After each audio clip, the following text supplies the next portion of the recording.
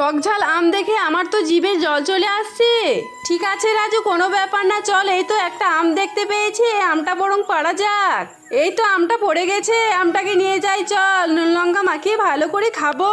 প্রথমে আমটাকে পরিষ্কার জলে ধুয়ে নিতে হবে, তারপর চাকুর সাহায্যে এইভাবে কেটে ফেলতে হবে। রাজু তুই একটু খেয়ে দে, কি দিদি কি টক রে দিদি।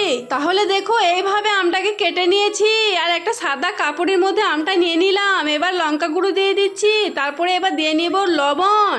পুরো আমটাতে লবণ আর লঙ্কা গুঁড়ো ভালোভাবে মাখিয়ে নিতে হবে, কোনো জায়গা যাতে বাদ না থাকে। এইভাবে মাখিয়ে নিয়েছি, একটা সাদা কাপড়ের মধ্যে মুড়িয়ে নিলাম। এবার যত পারো গায়ের জোরে 12 মারি, জোর লাগাকে এই স্যার দেখতে পাচ্ছ কেমন হয়েছে?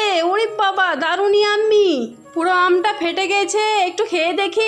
দারুণ টক, ওরে বাবা সেই স্বাদ। এই সরো সরো, আমি একটু খেয়ে দেখি। এই বাবা সেই স্বাদ তো, কি টক রে বাবা রে, খেতে তো দারুণ হয়েছে দিদি।